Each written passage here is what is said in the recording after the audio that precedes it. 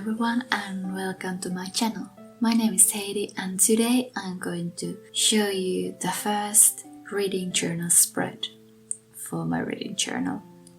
I have this challenge where I read at least one book a month, and for January I did a big thing. I started the Wheel of Time series with the first book. And yeah, it's a big thing because the Wheel of Time series is seriously a long one. I haven't been reading long series for a long time and it was a little bit overwhelming at first, but in the end I decided to start reading it. It's very scary actually, and I'm thinking that if I'm going to keep up this, pace that I'm doing now, that one book a month, it's going to take me like 2 years to finish this series, and I want to read something else too, and not only this one. Like, I have so many good books waiting for me, so maybe I have to either pick up my pace or just leave this series on hold and read something else meanwhile, which is probably what I'm going to do in the end. So in Finland actually we have these books divided into more parts than in English because, well, I don't know why, but it's actually I prefer it this way because the first book I think is probably like 1,000 pages, maybe. And the first book is called The Eye of the World, by the way. So in Finland, this first book is divided into two, and even this first part, which can be roughly translated into English, A Journey of Dangers, maybe, is almost 500 pages. So I like it like this more because I feel like I actually have finished something and gotten a little bit forward, even though I haven't really. But it feels that way. I wrote a couple of questions for me that I can answer to explain this book better. And the first one is, what is the best part about this book? I think I really do love that this is the traditional medieval fantasy kind of book, where there's these characters that don't know anything. They are literally village people who are really separated from the world, from the rest of the world, and then they go into an adventure.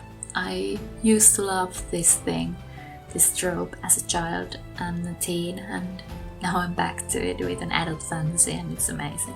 Also, one of the best parts is maybe that there's so much to read for it. Even though I said it's the scariest part, I think it's also the best part because it's always sad when something ends. And what if it doesn't end for a long time? It kind of makes me excited and happy. In a weird way. Maybe I'm a masochist, who knows. But anyway, the second question I wrote for myself is, what do you think about the characters? The characters are actually, I like all of them. Like, I know this will be one of these books where there will be multiple points of views, and I don't mind it because this first book was only through Rand's eyes. Rand, who is the main character, kind of like one of these chosen one guys. Maybe, I'm not sure how it's going to turn out yet, but that's just my assumption. And well, I got to know all of these characters through Rand's eyes, so I actually think it's okay for me to read from their point of views too, because I'm a person who really doesn't like to read from multiple points of views, but that's maybe because I haven't gotten to know them yet. And if I actually know them already before I start to read from their point of views, I think it's fine. I'm actually quite okay because I like all the characters I have read so far, and I don't find anything to hate about them yet. We'll see if that changes later, because this is a long series and I have only read the first half of the first book, The Eye of the World. But so far, so good. I'm enjoying them, all of them. And I like how Rand as a main character isn't the most, well, he's kind of is the most usual main character, but at the same time not, because I actually see that he's smart and he thinks before he acts very often. And yeah, I like him as a main character. I trust him as a main character to be interesting to read about. Then, what do I think about the writing style? I like it. I love it actually. It's so easy to follow. It just takes you with the story, and you want to know more. Like the writing style is so captivating that I actually managed to finish this book in a month, which is quite a task for me. Not for many people, but for me it's huge lately. That I just wanted voluntarily to sit down and read more, and didn't have to make time for reading. And I think part of the reason is Robert Jordan's writing style, because it's so nice to follow and it really fits this kind of story, and it makes you excited for more. And I really like how Robert Jordan starts all of these plot lines, and I heard that he actually manages to finish them in the end. And I'm excited to see how this all ends. I want to know what happens to all of these characters. He made me care for these characters. I think for the last thing, I'm going to tell you a little bit of what I was feeling when I was doing this spread and what I wanted to show that I was feeling.